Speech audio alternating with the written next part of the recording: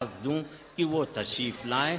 वो हिंदी मंचों के बहुत ज़बरदस्त हास्य और व्यंग के कवि हैं, तंज़ व मज़ाह के शायर हैं। मुसाफिर ने शराबी से ये पूछा, नई दिल्ली यही है मैं जहाँ हूँ। मुसाफिर ने शराबी से ये पूछा, नई दिल्ली यही है मैं जहाँ हूँ। वो बोला, मैं बताऊँगा मगर तुम मुझे पहले बताओ मैं कहाँ हूँ। ये है हमारी मज़ाहिया शायरी का लहजा, जो आप मुलाहज़ा फरमाएंगे जनाब कमल प्रतापगढ़ी से। इस वक्त हमारे भाई शब्बीर मज़ाहिरी आ गए हैं, इनकी बेपनाह करम फरमाइयाँ मेरे साथ हैं, जिसके लिए मैं अगर 10, 20, 50 सफ़हात लिखूं तब भी कम पड़ जाएंगे। बहरहाल इस वक्त शायद महाराष्ट्र माइनॉरिटी सेल के वो सदर बनाए गए हैं, इसकी भी मुबारकबाद। आसिम भाई का इंतज़ार है, वो आ जाएं तो फिर मुशायरा जम जाए। हाँ भाई कमल साहब। शुक्रिया शुक्रिया चाचा, आपने मुझे उठाया, अल्लाह आपको उठाए। हाँ नहीं, मेरा मतलब आपका नाम ऊंचा उठाए वो नहीं था जो आपने समझा। वैसे ये मेरा समय तो नहीं था, भरी जवानी में मुझे उठा लिया गया, लेकिन अब उठा लिया गया तो मैं कुछ करने की कोशिश करता हूँ। और एक आपसे गुजारिश है कि ज़ोरदार तालियों से मुझे रिचार्ज करें। असल में आपकी तालियां हमारे लिए एनर्जी बूस्टर का काम करती हैं। मैं प्रतापगढ़ से हूं, यहाँ भी तमाम मेरे दोस्त यूपी से होंगे, मुझे ये बात पता है। और असल में जिस कॉलेज में मैं पढ़ता था, मैं तो हिंदी के मंचों का, हाँ भैया फ़ोटो खींच लीजिए, बढ़िया है। असल में फ़ोटो खिंच जाती है इसको, लेकिन पेपर में मत छापिएगा। फ़ोटो जब पेपर में छप जाती है तब मामला गड़बड़ हो जाता है। होता क्या है, पेपर जो है वो रद्दी के भाव बिक जाता है, फिर उसका लिफाफा बन जाता है, लिफाफा हलवाई के यहाँ जाता है, हलवाई उसमें जलेबी तौल के लोगों को दे देता है, लोग जलेबी खा के फेंक देते हैं, फिर कुत्ते आते हैं और मेरा मुँह चाटते हैं, तो मुझे अच्छा नहीं लगता। इसलिए पेपर में मत छापिएगा। तो असल में मैं प्रतापगढ़ से हूं भैया। तो एक बार हमारे स्कूल में कंपटीशन हुआ कि अंदर आने के लिए जो लड़का सबसे कम शब्दों का इस्तेमाल करेगा उसे एक इनाम दिया जाएगा। एक लड़के ने कहा, मे आई कम इन सर। उसका सेंटेंस बहुत लंबा और अंग्रेजी में, उसे कोई इनाम नहीं मिला। एक लड़का प्रतापगढ़ का था, उसने कहा, जनाब क्या मैं अंदर आ सकता हूं? उसका भी वाक्य बड़ा लंबा, कोई इनाम नहीं मिला। एक लड़का आजमगढ़ का था, उसने बहुत कम शब्दों का इस्तेमाल किया अंदर आने के लिए, उसने कहा आई का। तो ये कमाल आजमगढ़ के और जौनपुर के ही लोग कर सकते हैं। और अगर आजमगढ़ और जौनपुर के लोग हों तो आप अपने लिए तालियां बजाएं दोस्तों। कुछ ऐसी तमाम बातें हो जाए करती हैं। आपसे जुड़ने के लिए कुछ बातें कर रहा हूं, हालांकि थोड़ा सा वक्त कम है और जल्दी ही शहीद भी हो जाऊंगा। तमाम बाहर से शोरा हजरात मंगाए गए हैं, डाइस पे पीछे रखे हुए हैं बड़े बड़े शायर, इसके बाद ये सब आएंगे। मैं आपसे जुड़ने के लिए लेकिन कुछ 2-4 बातें करता हूं कि मैंने अपनी बीवी से कहा, तुम मेरी जिंदगी का आईना हो। हाँ, आपके कोर्स की बात हो रही है, तमाम शादीशुदा लोग हैं। मैंने अपनी बीवी से कहा, तुम मेरी जिंदगी का आईना हो, खूबसूरती में हूबहू राजकुमारी डायना हो। उसने हंस कर कहा, जाने दो जी क्यों बोर करते हो, अगर मैं डायना हूं तो आप भी डायनासोर लगते हो। तो इस तरह की बातें हो जाती हैं। और तकवीम आज़मी भुट्टू भाई ने बहुत अच्छी ये महफिल सजाई है, हिंदी और उर्दू दोनों के लोगों को समेटा है। मुझे किसी का शेर याद आता है कि राम सिंह शेर खान कहते हैं, दो जिस्म एक जान कहते हैं, ये जो मिलजुल कर बैठे हैं हम सब यहाँ पर, इसी को हिंदुस्तान कहते हैं। वास्तव में हिंदी ना तो हिंदुओं की ज़बान है, उर्दू ना तो मुसलमानों की ज़बान है। हिंदी और उर्दू दोनों बहनें हैं और ये हिंदुस्तानी ज़बान है। दोस्तों मैं चाहता हूँ एक तालियां आप भुट्टू भाई के लिए, हसीब जामाई भाई के लिए, इबाद नुमानी भाई, बहुत अच्छी महफिल सजाई है। और मैं फिर से आपसे जुड़ने की कोशिश करता हूँ। असल में हम लोगों के यहाँ एक बड़ा चलन होता है, करवा चौथ का व्रत रखती हैं हम लोगों की जो पत्नियाँ होती हैं। मतलब जिंदगी भर तो ऐसा काम करेंगी कि जीने नहीं देंगी, और मरने की इच्छा होगी तो करवा चौथ का व्रत रख के मरने भी नहीं देती हैं।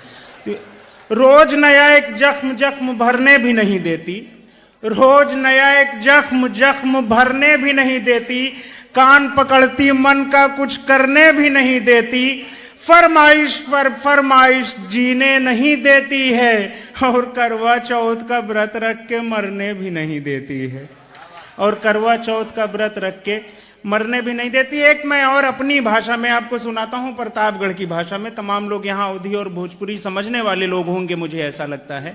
असल में जब मेरी शादी हुई तो एक भी पैसा दहेज नहीं मिला था मेरी शादी में। इसलिए नहीं मिला था कि मैं मतलब दहेज का विरोधी हूं, बल्कि इसलिए दहेज नहीं मिला कि उस लायक था ही नहीं मैं कि कुछ मिलता। किसी तरह शादी हो गई, यही बहुत बड़ी बात। हमारी असल में हमारी होने वाली पत्नी ने हमारी सासू जी से कहा कि मम्मी, जिनसे हमारी शादी होने वाली है, सुना है वो शायर हैं, तंजो मजाह के शायर हैं, कवि हैं। तो हमारी सासू माँ ने उनको समझाते हुए कहा, बेटी डरने की कोई बात नहीं, मर्दों में थोड़े बहुत ऐब तो होते ही हैं। तो मैं वहां से सुनाता हूं अपनी भाषा में कि बिन दहेज आपन बियाह जब हम कई डारे तय, कलीम भाई, बिन दहेज आपन बियाह जब हम कई डारे तय, ससुर जी हमरे बोले भगवान आपकी कृपा भय, गऊ समान है बिटिया हमार, दमाद है एकदम हीरा, पिताजी हमरे रोक न पाएन बिन दहेज कै पीरा।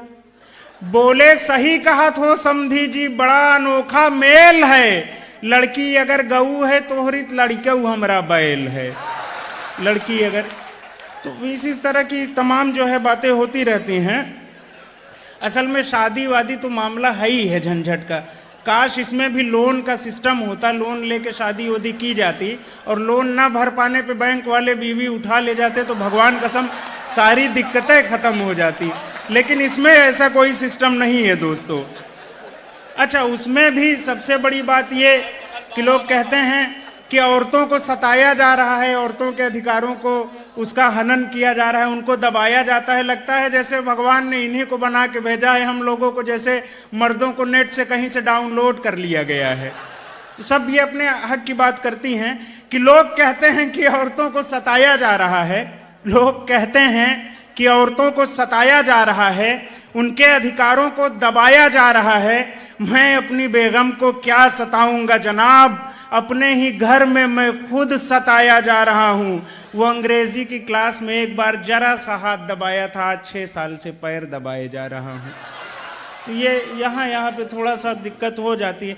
असल में रेहान भदोवी भाई बैठे हुए हैं, रेहान हाशमी मेरे बहुत अच्छे दोस्त हैं। पिछली बार नागपाड़ा का मुशायरा था, हम और रेहान भाई लौट रहे थे, तो हम एक ही इन्हीं की सीट कंफर्म थी। हमने कहा वेटिंग निकाल के हम आपके साथ चलते हैं। ऊपर हम लोग बैठे हुए थे एक ही सीट पे, नीचे 2 बड़ी सुंदर लड़कियां बैठी हुई थी। मैं आपके मतलब की बात हो रही है।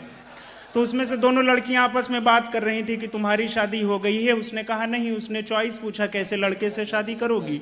उसने कहा मैं तो उसी से शादी करूंगी जो करोड़पति हो। उन्होंने कहा अगर करोड़पति ना मिले तो? उसने कहा 50-50 लाख के अगर 2 मिल जाएंगे तब भी काम बन जाएगा। उसने कहा अगर वो भी ना मिले तो? उसने कहा 25-25 लाख के 4 मिल जाएंगे तब भी काम चल जाएगा।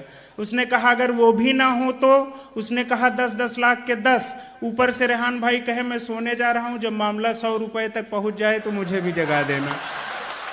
तो ऐसी तमाम, असल में ये भाभी जी के हर काम में कमी निकालते रहते हैं। दाल में कहते हैं नमक ज्यादा है, सब्जी जल गई है। अंडा तल के लाएंगी भाभी तो ये कहेंगे उबाल के लाना था, उबाल के लाएंगी तो ये कहेंगे तल के लाना था। भुट्टू भाई आ गए हैं और मैं आपका इस्तकबाल करता हूं। बहुत अच्छी महफिल सजाई। एक तालियां भुट्टू भाई के लिए आप लोग बजाएं। असल में थोड़ा सा चापलूसी इसलिए कर दे रहा हूं कि पेमेंट वाला मामला वहीं पे फंसा हुआ है, इसलिए ये भी जरूरी है। तो भाभी जी अगर अंडा तल के लाएंगी तो ये कहेंगे उबाल के लाना था, उबाल के लाएंगी तो ये कहेंगे तल के लाना था। एक दिन भाभी जी 2 अंडा लेके आई, रेहान भाई को दिखाई। रेहान भाई ने दोनों अंडों को उलट पलट के देखा। भाभी जी बड़ी खुश की अब कहाँ से कमी निकालेंगे। लेकिन रेहान भाई की आदत खराब, इन्होंने दोनों अंडों को उलट पलट के देखा, कहा बड़ी बेवकूफ़ औरत हो, जिस अंडे को तलना था उसे उबाल दिया और जिस अंडे को उबालना था उसे तल दिया। तो ये सब आदत की बात है, जिसकी आदत खराब हो जाए। मुझे लगा शायद पीछे से कहीं से फायरिंग वायरिंग हो रही है। असल में मेरा बीमा भी नहीं हुआ है, इसलिए थोड़ा सा ज्यादा मैं डर रहा था। सुनता हूं अमेरिका में बंदर कार चलाते हैं। देश के जो हालात हैं, सियासत पे तंज और आपको हंसने और गुदगुदाने की भी कोशिश। सुनता हूं अमेरिका में बंदर कार चलाते हैं, लंगूर रूस में सुनता हूं हथियार चलाते हैं। 2 आदमी बात कर रहे थे, एक ने कहा कि सुनता हूं अमेरिका में बंदर कार चलाते हैं, लंगूर रूस में सुनता हूं हथियार चलाते हैं। तो तीसरे ने कहा बंदर और लंगूर जो करतब करते हैं ये तो बहुत कम है। अगर सच्ची बात हो तो आपकी दुआएं चाहता हूं कि तो तीसरे ने कहा बंदर और लंगूर जो करतब करते हैं ये तो बहुत कम है। एक देश ऐसा है जहां गधे सरकार चलाते हैं, एक देश ऐसा है जहां गधे सरकार चलाते हैं। तो इस तरह की भी तमाम बातें हो जाया करती हैं। और असल में बाबा रामदेव जी का भी बड़ा प्रचार अभी रहा है। बाबा रामदेव जी ने कहा जब चुनाव होना था कि काला धन वापस लाएंगे, काला धन वापस लाएंगे, लेकिन अभी तक कोई काला धन वापस नहीं आया। बाबा रामदेव ने असल में खुल के कहा ही नहीं। आप लोगों को याद होगा जब बाबा रामदेव भाषण देते थे कि काला धन वापस लाएंगे तो एक आंख ऐसे दबा दिया करते थे। तो इसलिए काला वाला धन कोई वापस नहीं आएगा। एक मिनट। सदर मुशायरा अली मर्तबत इज़्ज़त माब जनाब अबू आसिम आज़मी साहब, जिनका नाम पूरी उर्दू दुनिया, पूरी सियासी दुनिया, आलमी पस मंज़र में भी चाँद और सूरज की तरह से नुमाया है, वो तशरीफ़ ले आए हैं। हम उनका इस्तकबाल करते हैं। वो हमारी तहज़ीब के भी सरपरस्त हैं, हमारी ज़बान के भी सरपरस्त हैं, हमारी सियासी ज़िंदगी के भी सरपरस्त हैं। हम बहुत बहुत इस्तकबाल मोहतरम अबू आसिम आज़मी का कर रहे हैं। वो मुशायरे की सदारत भिवंडी में कर रहे हैं, लेकिन वो कभी दुबई, कभी सऊदी अरबिया, कभी आज़मगढ़ और कभी लखनऊ में इल्मी जलसों और मुशायरों की सदारत करते हैं। एक ऐसी शख्सियत जिसकी शख्सियत से सियासत, अदब, तहज़ीब और ज़बान का हुस्न ये सब कुछ वाबस्ता है, सब कुछ जुड़ा हुआ है अबू आसिम साहब की शख्सियत से।